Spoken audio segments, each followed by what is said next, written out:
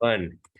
Hey, everybody. John Malanca here with United Patients Group, Be Informed and Be Well. And I'm with an old friend and colleague, Len May from Endocanna Health. Len, how are you doing? Good to see you. You too, brother. Appreciate it, man. I don't want to say we're pioneers, or I don't want to say we're old, but we're getting to the point where we're considered pioneers in this industry. Every one of these gray hairs is earned. Well, I have, when I don't shave, you do see it like that, and if I didn't have my hair slicked back, you would see the grays in there. But anyway, thanks for being on. Blessings to you, your family, and everything else like that. Endocanna Health. I mean, you've been in this sector, cannabis sector, for quite some time, and you deal with DNA, the body, and the endocannabinoid system, as well as different cannabis varieties when treating different ailments. And so there's a kind of science behind it, but also medical behind it. And so before we get into that, I'm just going to start throwing questions at you. What's your version of the endocannabinoids? What's your definition, I should say, of the endocannabinoids? Yeah. Well, I mean, the way that I like to explain it, the way that I understand it, it's a primary regulating system. It modulates all the other systems within our bodies. And the way that it does that, it gets signals from the other systems, and sort of like, think of it, salmon swimming upstream. It goes up the central nervous system to the brain. Then the brain makes a decision what neurochemicals to release in order to help maintain balance in the other systems, or what's called homeostasis. And the two endogenous neurochemicals that the endocannabinoid system uses are anandamide, which is the word anand means bliss in Sanskrit, and also 2-AG. And just in general, the way that it works is when we have a situation maybe of stress, or somebody cuts us off as we're walking down the street, we have all these neurochemicals that are pumped into our bloodstream. We have some dopamine, some adrenaline, some norepinephrine, some cortisol. Then once we realize there's no lion chasing us in the jungle, those neurochemicals start being taken back up, the reuptake process, and then our brain will release those neurochemicals that I mentioned as well. And that's to get us back to that balance and homeostasis. The challenge is we are all individuals. So 99.9% of us are identical. It's that 0.1% that really makes the difference. And in that 0.1%, there's certain enzymes that we have as individuals that may secrete less of our endogenous endocannabinoids than our neighbor next door to us. So when that happens, we are lucky that we found this plant in nature that actually has receptors within our body that can create some of these, kind of bridge some of those deficiencies. So as I was given that example of stress, now our brain is going to release anandamide and 2-AG. So the 2-AG will go in and help to reduce some of the inflammation from an overactive immune response, and the anandamide will help to be able to get us back to that feeling of balance from stress. But if we have certain genotypes, there's a gene called, as an example, and I know you didn't get into it yet, but since we're talking about the endocannabinoid system, just wanted to show people that there's a difference in how individual endocannabinoid systems work. There's a gene or single nucleotide polymorphism called FAH, fatty acid amide hydrolase. So that specific gene produces an enzyme that breaks down or metabolizes anandamide. So a person that has a certain genotype, which is called homozygous, and I'll get into that later on, they actually metabolize and break down more anandamide. So they produce less anandamide than the average population. So in that situation, that cortisol level in the individual stays longer in their bloodstream. And if that's the case, they can have an overactive immune response, which we will feel as pain and inflammation. So people come to you, to us, and say pain. Okay, pain. Pain to me is a symptom.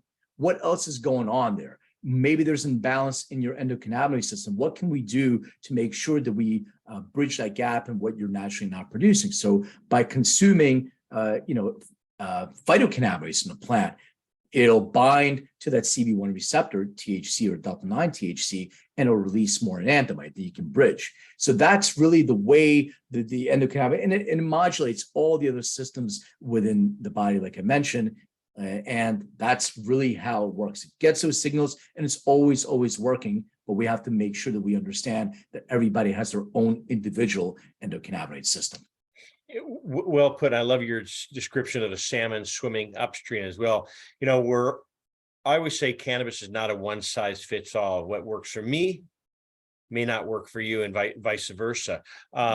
Before we get into Endocanna Health, you hear DNA everywhere now, and Ancestry.com, 23andMe. So what is DNA? Yeah, DNA is basically our material of life. So when we're born, we get DNA from both our parents, 50% from our mother, 50% from our father. And the way I like to describe DNA, think of it as a big thing of on and off switches. And so when we get these, some of the on switches are turned on for us. So when we're born, like our skin color, our eye color, hair color, all these switches are turned on.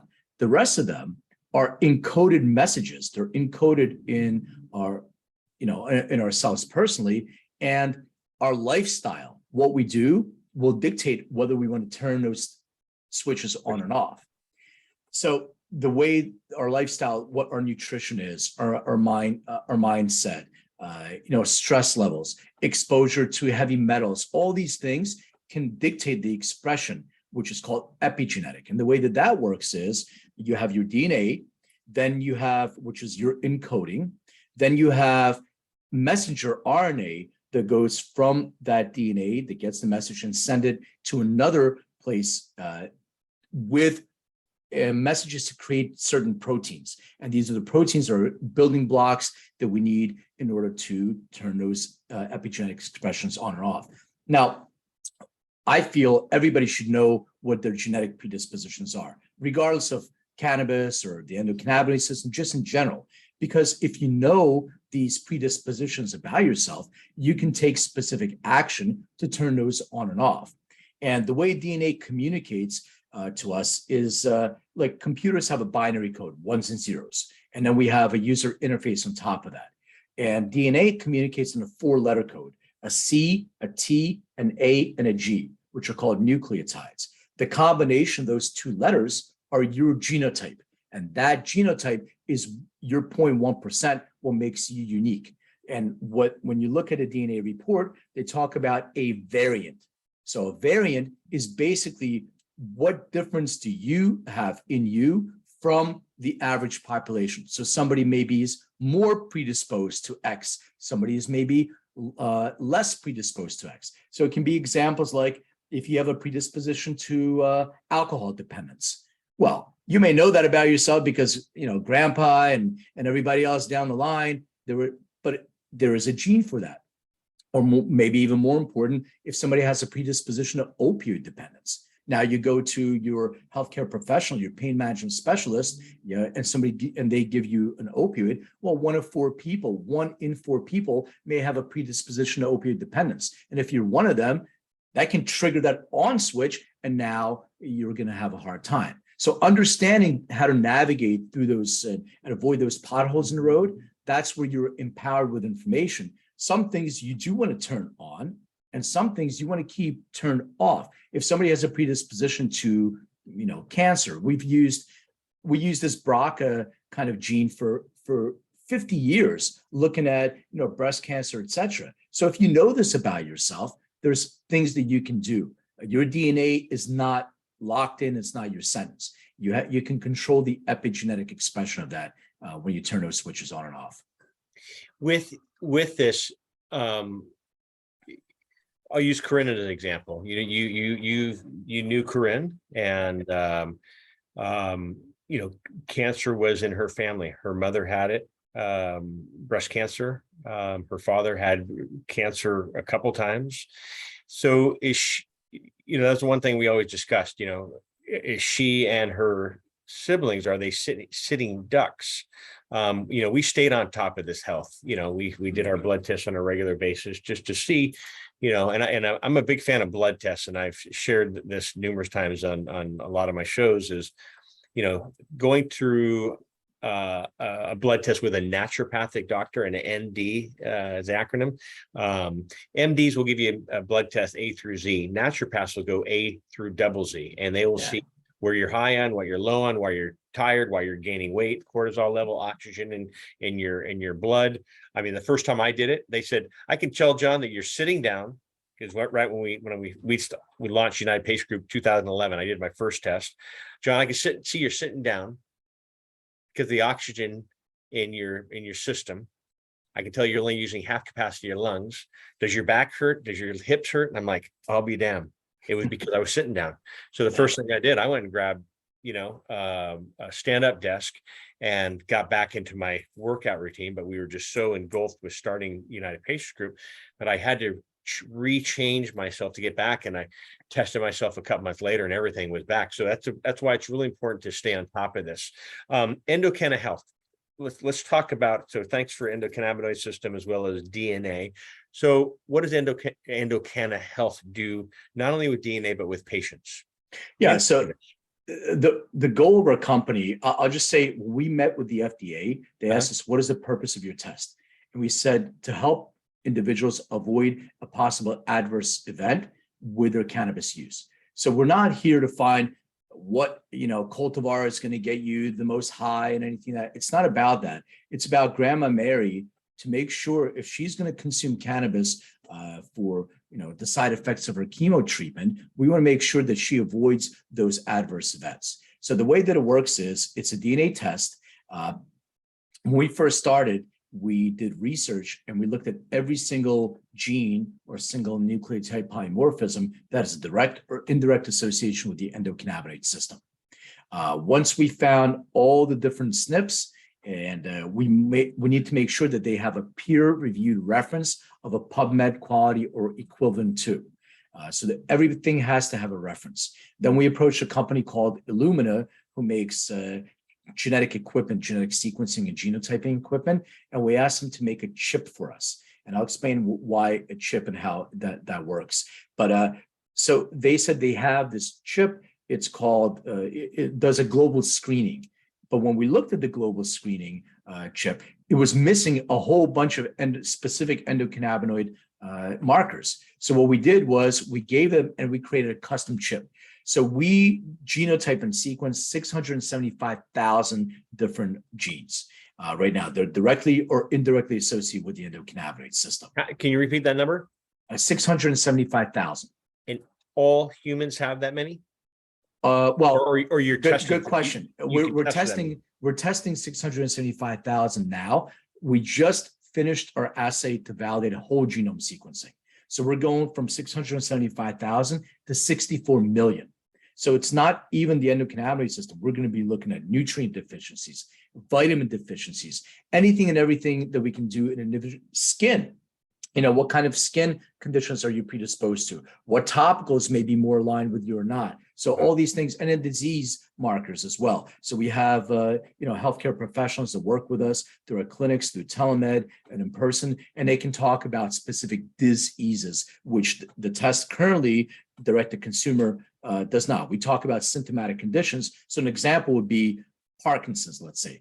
The test is not going to talk about Parkinson's as a disease, but we can talk about tremors that are associated with the disease of Parkinson's. So the way that we get information, I'll describe what you get as well.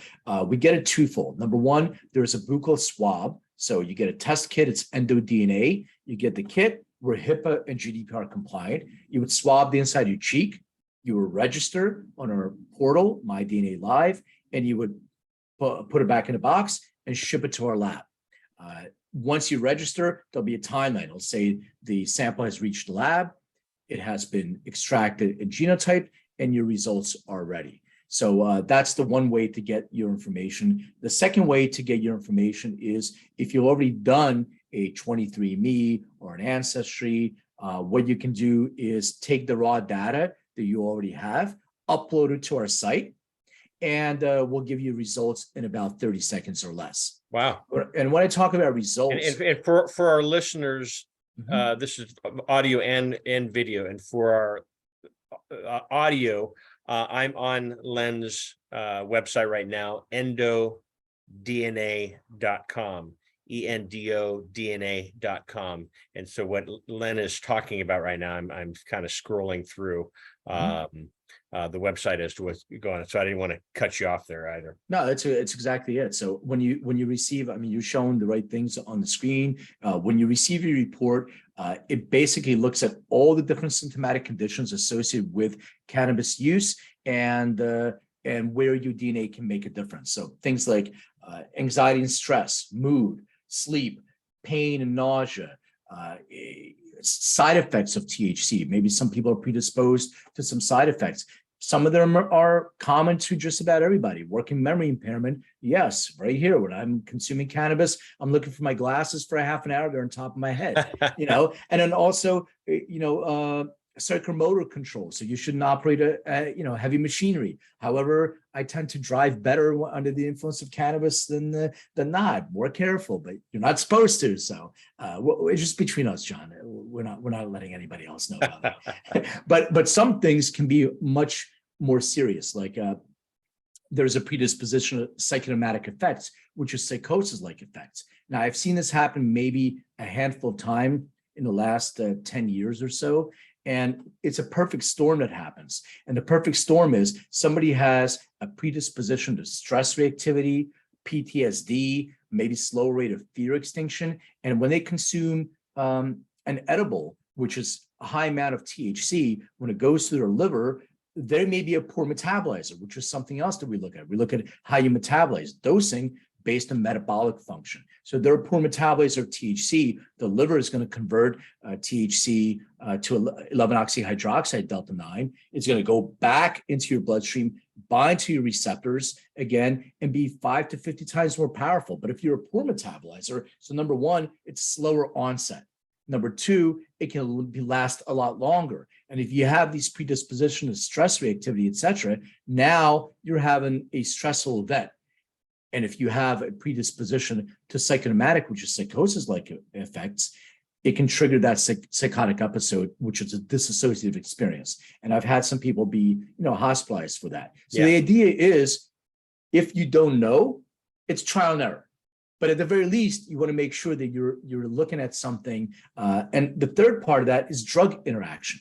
So there's different prescription medications. So if I'm looking at the EndoDNA test, there's 3 specific things that you will get from it. Number one, what aligns better with you? What is the cannabinoid and terpene profile that you should be consuming based on your genetic profile and based on symptomatic conditions? Number 2, we're looking at drug-to-drug interaction, supplement to drug interaction. So all these different things, one can be an inhibitor, one can be an inducer. So don't take them at the same time.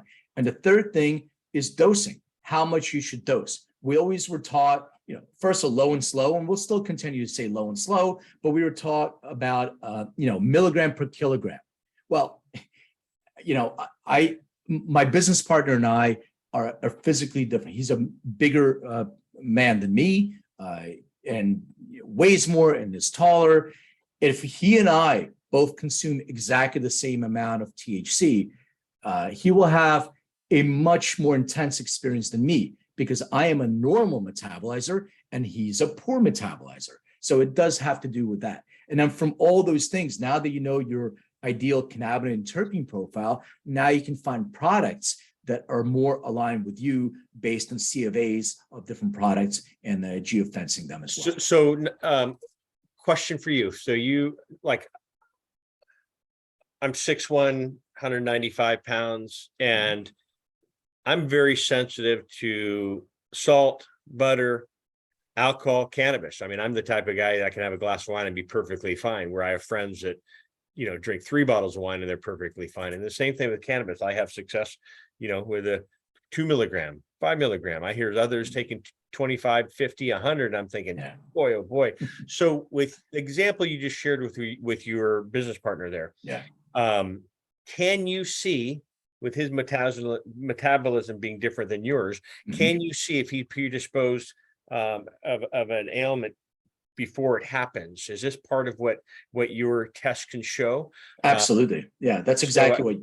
That really can change a lot. I mean, Not in all cases. I mean, Corinne and I, like I said, stayed on top of our health. Yeah. When we asked our doctor, please, something's up, they said, come on, guys, you guys are our star patient, our star pupils. You do everything correctly you're supposed to do.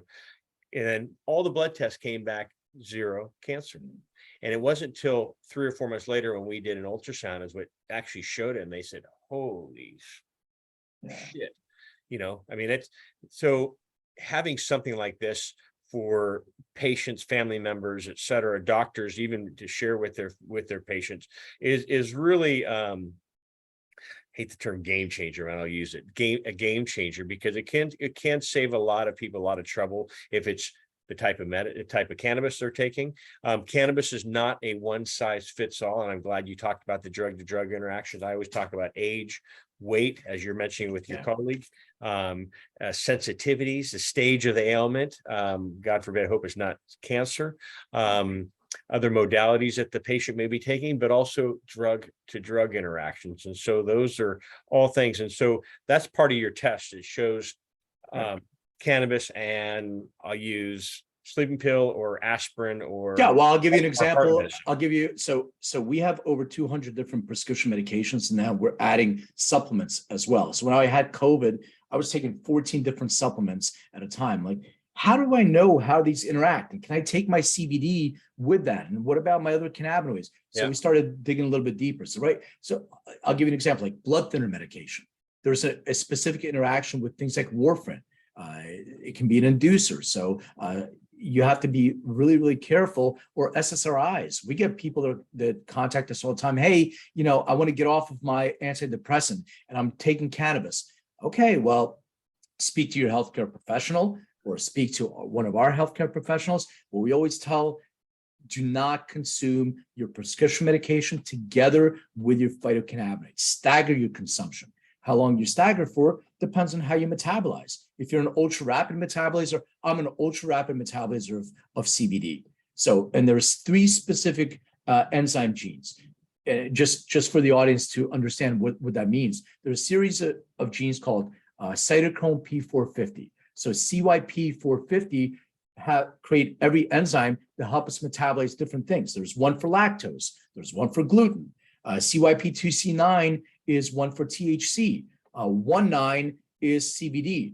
3A4 is CBD and THC together. So when you're consuming an isolated molecule of THC, there's one enzyme that's breaking that down. But if you're combining CBD and THC together, as we would refer to full spectrum, it's a whole different enzyme. So that's why people have different experiences when they consume one molecule versus a whole plant.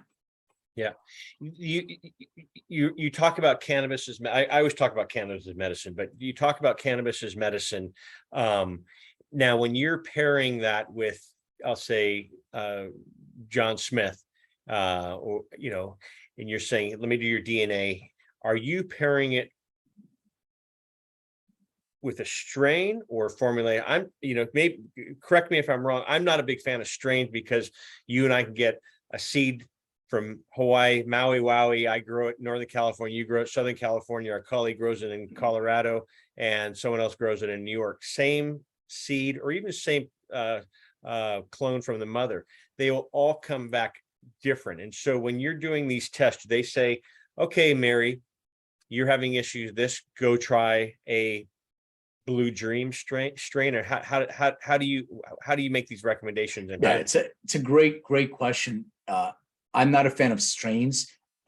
Dr. Ethan Russo told me multiple times, what does a strain refers to a virus? Why do we call this amazing plant a strain when it's not? Cultivar or a chemical variety, chemovar. But the way that the test comes back, it comes back with a ratio of cannabinoids. Let's say, John Smith, you're better off with a balanced THC to CBD ratio because you have some predispositions. You need an agonist and antagonist of CB1, and then it'll come back with primary and secondary terpene profile. So maybe linalool and beta-caryophyllene to help take the edge off, and beta-caryophyllene will be something to help with the inflammation. Now, what we do is we run an algorithm. So you also test. So what Len was just talking about, linalool, those are types of terpenes. Terpenes, everyone's very familiar with terpenes, maybe not hearing the name, but you know it by scent. stop and smell the roses. The rose, that the scent that puts off is a terpene. To me, roses bring me back to my grandmother. She grew the most beautiful roses in San Francisco. People were like, how in the heck did you do that? Also, linalool, which is lavender for calming, another scent that reminds me of my grandmother. And so they all play a role. And so on your test, your DNA test, do you guys also pinpoint certain terpenes that are beneficial for each patient? Yeah, absolutely. We look at a symptomatic condition, we give you a cannabinoid ratio and a primary and secondary terpene profile. Then what we do is, my background is plant genomics. I used to do genetic sequencing of plants. So that's why I know you mentioned Blue Dream. I would get 5 different Blue Dreams, genetically, sequence those and see, all right, 2 of them are identical genetically. 2 of them are crosses of Blue Dreams. They have some Blue Dream in them. And the 5th one's not even close to Blue Dream. And we still keep calling them Blue Dreams. That's why these names are irrelevant. Totally. So what we do is we get brands or companies to provide us a third-party C of A, certificate of analysis, which is a test result of their product. We run that through an algorithm, and it will show you what the percentage of match of that product is based on your genetic profile. So for John Smith, and it could be flower too, but tinctures are probably the best way to be able to deliver some of that therapeutic medicine, because you can get really precise with your ratios. It's very, as you mentioned, it's difficult because genetics drift in flower, but at the very least, if flower is your thing, then at the very least, you can see, okay, well, let me find flower that has dominant linalool and beta-carotene alpha. What are the different cultivars or chemical varieties associated with that? And then we show you the percentage of match for those specific products. Maybe this is a 70% match. We geofence where you can find that product. What's the dispensary closest to you? And then we have a feedback loop mechanism. So the feedback loop on efficacy works 2 ways. Number 1, we have patient-reported outcome. So patients will come back once a month, speak to their care counselor, let us know.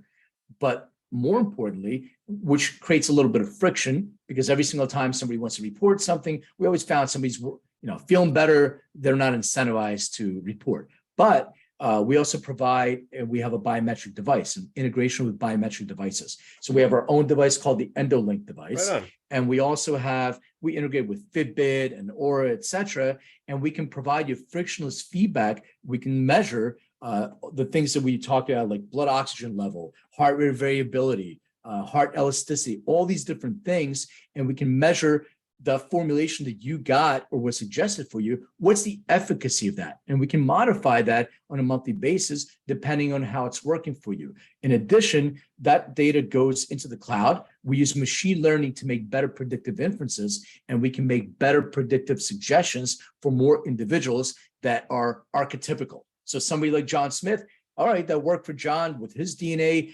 Maybe there's 10 other people that are similar height, weight, all these other things, genotype, and they've taken this formulation and it worked for them. So this is how the ecosystem evolves. Wow. You talk about precise medicine. Can you go further into that? And so talking about the different ratios as well as the terpenes specifically designed that's coming off these tests. And so can you go more into the precision medicine and then also the biometrics as well? Precision medicine, the way we look at precision medicine, when you deal with our healthcare professionals, you mentioned blood work. So blood work is a moment in time. So what we want to do is we want to take blood work and we want to add to that. We want to look at your genetic predisposition. We want to look at your biometric feedback. We want to look at maybe you have disease predispositions, and the protocol that is suggested for you based on all these different labs is specific to you. So like if you have some sort of nutrient deficiencies, let's say you're low in iron or you're low in calcium, or you have some vitamin deficiencies, vitamin D, vitamin C, we can suggest supplementation of that, and it can be delivered in intravenously, for instance. So you have your own personalized IV treatment protocol for you based on what you're lacking right now. Also based on maybe hormone levels as well. So we have our clinic looks at hormone levels. Some people, as men age, and I'll speak for me, once you get past 50, well, you have to look at your hormone levels. What's going on? Is there anything that I need to supplement for? So you have bioidentical personalized hormone level adjustments as well. And then other adjunct products that you can look at. So the precision medicine is specific to a disease predisposition or predisposition to other things that you may be symptomatic of, and has a completely personalized protocol that's being measured on an ongoing basis with that patient-reported outcome and biometric feedback. And when I'm talking about biometric feedback, I'm talking about like what the device I'm speaking about are people know, like Fitbit and everything else. So yes, it measures your steps, but also it can measure your blood oxygen level. It can measure heart rate variability. But more importantly, we have these isolated lab setups. So sleep, for instance. So we have a lot of people coming to us with sleep, with pain. With pain. They're saying, oh, I'm having some pain. I can't, but when we communicate to them, we ask them, how is your sleep? Well, yeah, it's problematic. Well, what do you mean by that? Well, I wake up a few times a night, or, I have a hard time falling asleep. So sleep quality is really important. So what we would do is measure your alpha, your theta. What are the sleep quality that you're getting? And we'll plot that over time and see if the protocol that you're consuming is actually helping you with sleep recovery. And if that's the case, then it may be your daytime protocol, your anxiety, your stress, your mood may be affected there. You'll get off this hamster wheel.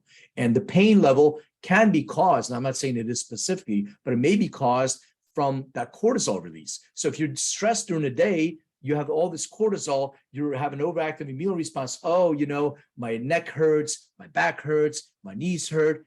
Well, are you dealing with your stress levels? Well, how are you sleeping? So it's a completely personalized approach to medicine. Everything you're talking about, we have a lot of patients that will call and they say, I have an issue with sleep, pain, depression, anxiety, et cetera, et cetera, et cetera.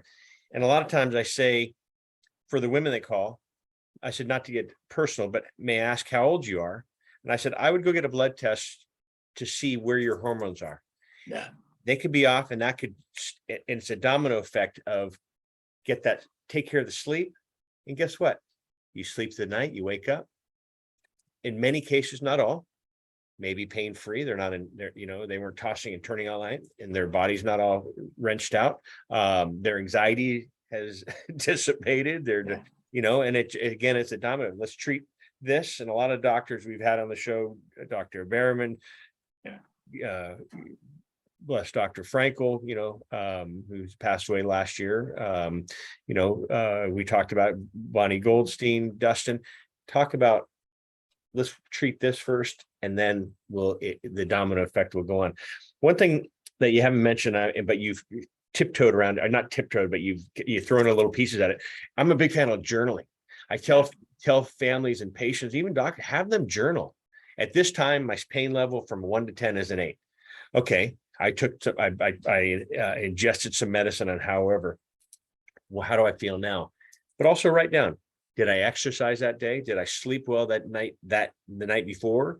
What food have I taken? Did I take my medicine before or after my food? And so you can just kind of see where you are and go, okay, I'm seeing that I'm having a better result doing it in the morning, before a meal, after a good night's sleep, et cetera.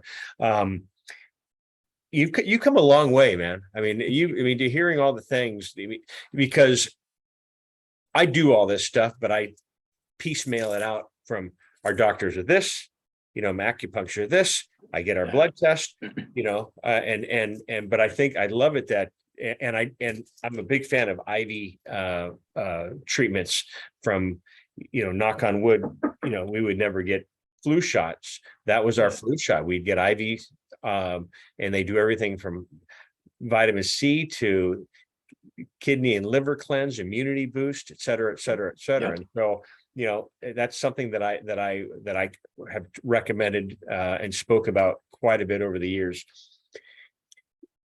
We've done everything with patients that, catching it before any ailment happens. Mhm.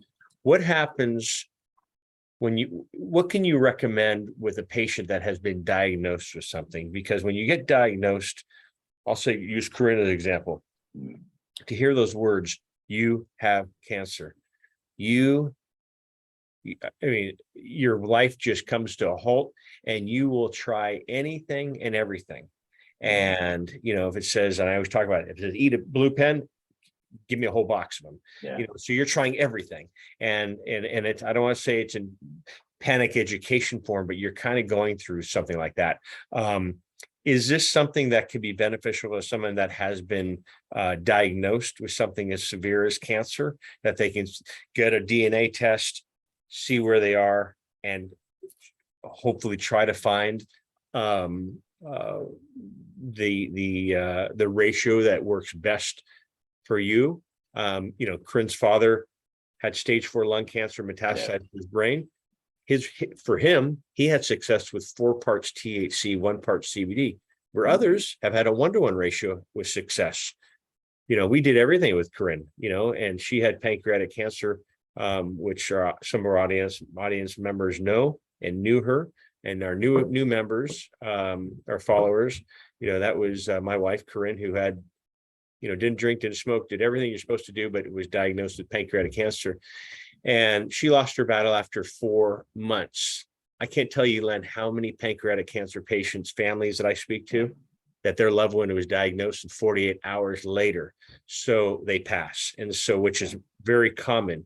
So maybe all the things we did, from IV treatments to different cannabinoids, and I journaled everything we did, what she ate, the pain level, and the formulations that we put in there. And so with something like this, could this help a patient that has already been diagnosed, is what I was, in the long.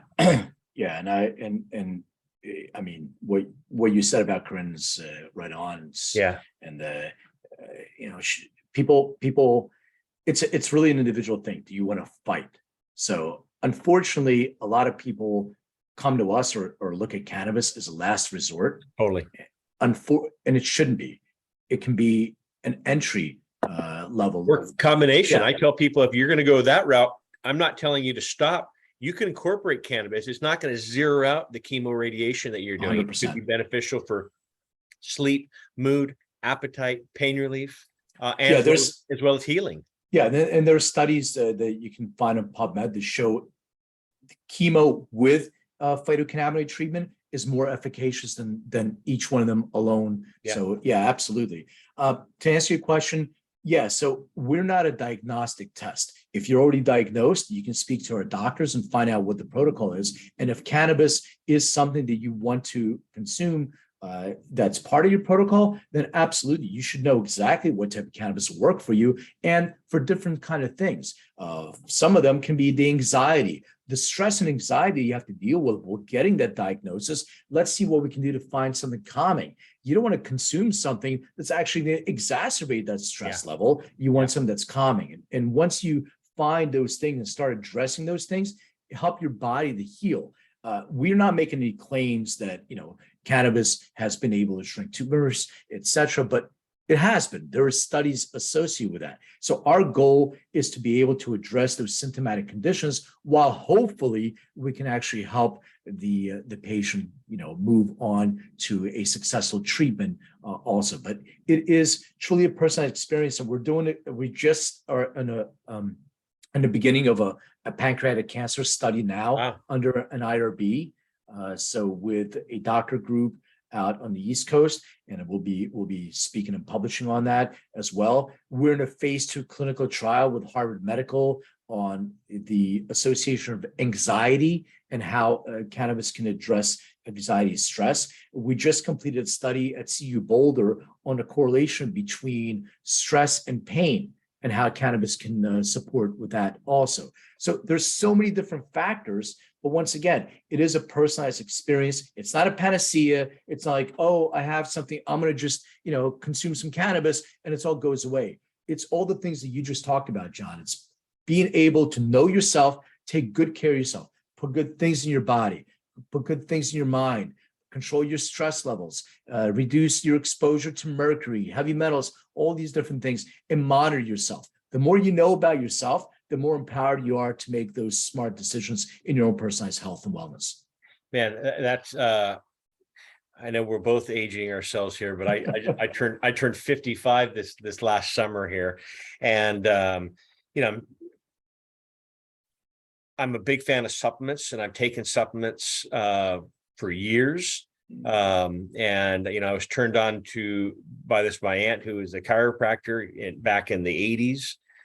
She said, start. And I was in high school. What did I know? And my first job in high school was was Baskin Robbins. So I played at, I was an athlete, but I remember I was a chubby little kid and ate all 31 flavors every night I worked. And I remember I went down and stayed with my aunt and uncle down in Southern California. And she picked me up at the airport and she looked at me, she says, "Man, you want to be a fat little chubby kid the rest of you?" I'm like, "No." So she put me on that, and I'm still, Rosalind is her name, but I thank her because she got me on that lifestyle change when I was 16. I'm 55 now. Yeah. And I still, ride or run every day, rain or shine, and that's part of my routine. And I'm very fortunate. But I take supplements. I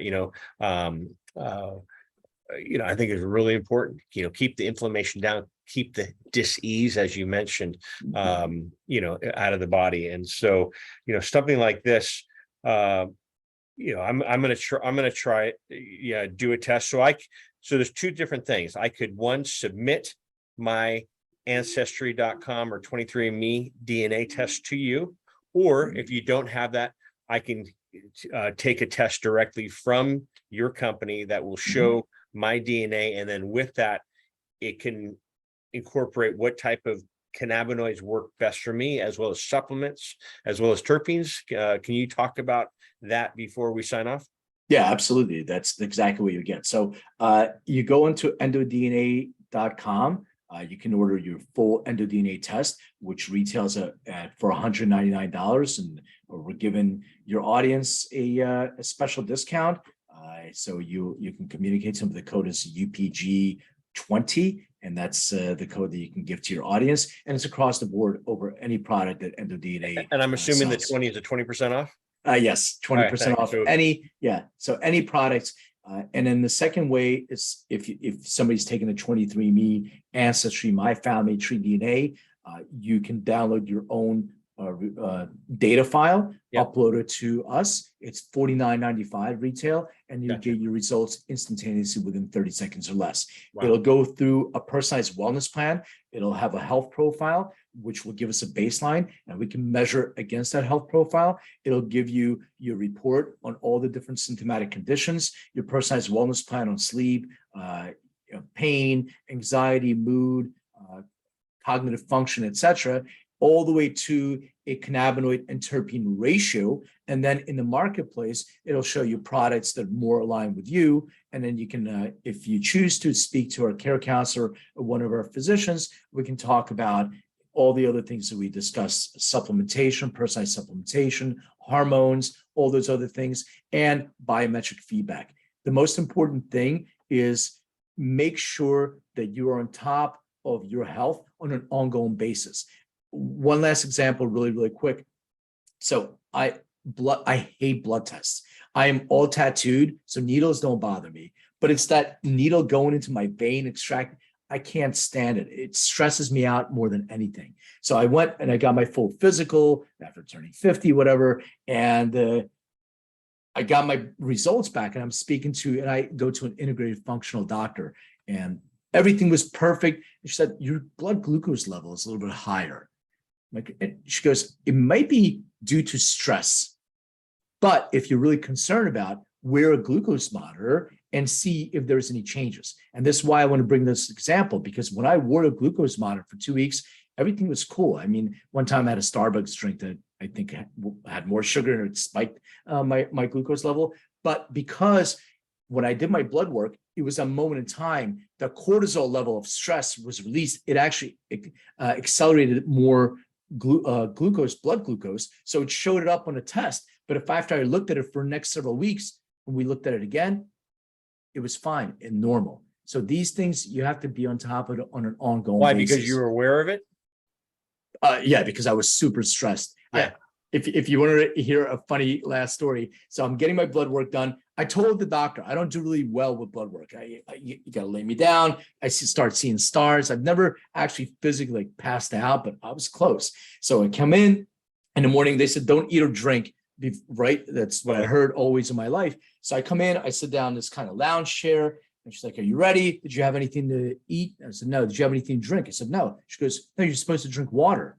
I said, "What do you mean? Nobody ever told me." She goes, "Well, have some water because it thins out your blood." So she gave me like a little tiny bottle. I drank that down, and we're talking. She starts going, "It's fine, doesn't hurt." And we're talking, and all of a sudden, I can't hear what she's saying to me anymore. And I hear in the background, "Hey," and she's calling somebody else to come help.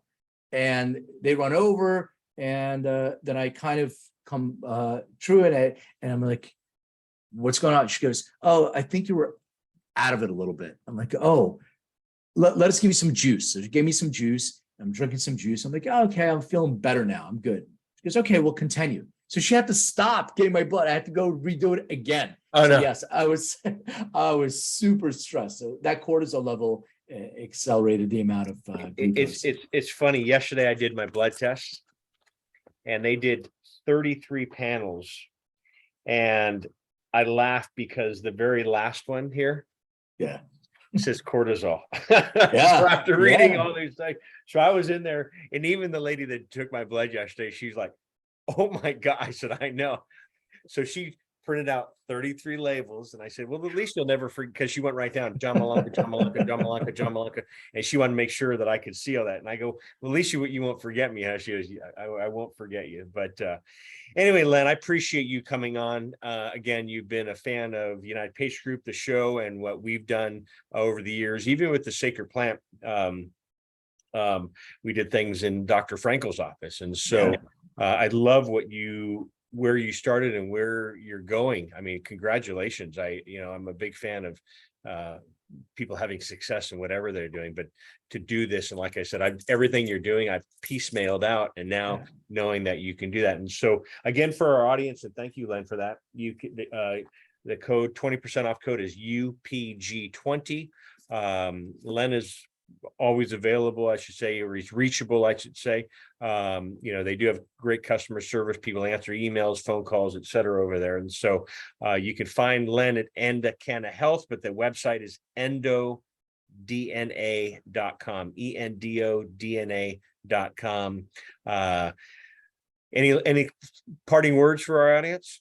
This is great, man. I just miss seeing your face. It's great to catch up like this. And Good to catch up. I mean, I'm grateful to have people in this industry that are here and doing things for the right reasons. We're in a really weird time right now. And, as a company was raising our Series B, you get to see a whole new breed of cannabis people. And it's interesting, the people that have been in it for so long that have alignment of mission and the new people that are coming in the industry. So I appreciate you. I have a lot of love for you. And I thank you so much for having me on.